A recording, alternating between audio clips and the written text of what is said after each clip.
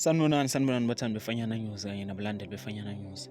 uGatsheni usevele wayibeka obala le yakhe ukuthi esikoleni bekade eqashwe kusona ongoye wakhokhela 15,000 ngokusho kukaMthandeni uManqele. uManqele wakhipha istatement noma waposta lapha ku-Facebook wathi abafundi basongoye university bathi bafuna mina noPhendulo lo weGagas FM kanye noNedbank khona namhlanje, kodwa ngebhadi angizokwazi ukuba khona.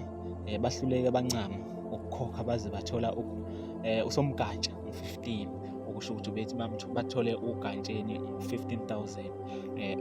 Okuyi statement leso asiposta uMthandeni azisa abathandi noma abalandeli bomculo wakhe ukuthi angeke bekhona ongoye ngoba bahlulekile ukumkhokhela. Kwase kwaba kuningi ukuphawula noma-ke abantu bagxeka ngendlela abagxeka ngazo ukuthi usungaze uveze into kanjena ngoba yini kangaka ukuthi usungaze uveze ukuthi omunye ukhokhela 15,000. uGatsheni ubese eziphawulela yena-ke mathupha ekhasini lakhe laka-Facebook. Waposta enye ipost ebhalwe ukuthi Mthandeni Manqele kale bekuxhaphaza bafu ngendaba ka-15, ubesho u15,000 lo athe uMthandeni bamqashe ngawo ongoye. Wathi angazi why abahleli bemicimbi uma befuna ukudlala ngomunye umculi besebenzise igama lami kulezi iy'nsuku, uma benegotiate ama-price bethi mina uGatsheni ubize imali engaka ngoba befuna wehlise i-price. uGatsheni yena unibize malini? Hawu, bazodlala ngami abahleli.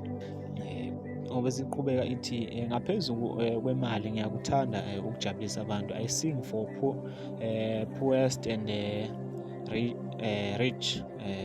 That's why ama-prize wami e-negotiable.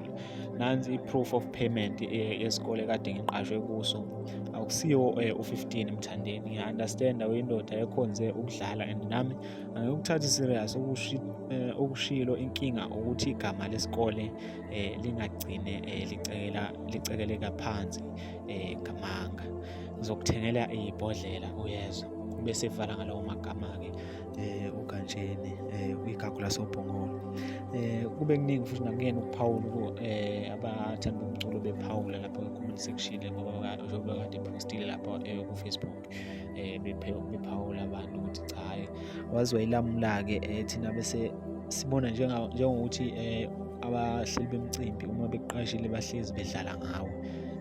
Kodwa-ke nawe-ke mlaleli sesiyohlangana lapho ku-comment section nawe ushiye uvo lakho ukuthi wena le nto uyibona kanjani. Ngabe uyibona izoba yimpi ezoqhubeka phakathi kukaMthandeni kanye noGatsheni igagu lasobhongolo, noma kusamancoko, noma ubefaka i-challenge uMthandeni ukuthi ephenduleke ukuze kuzoqhubeka kube yimpi?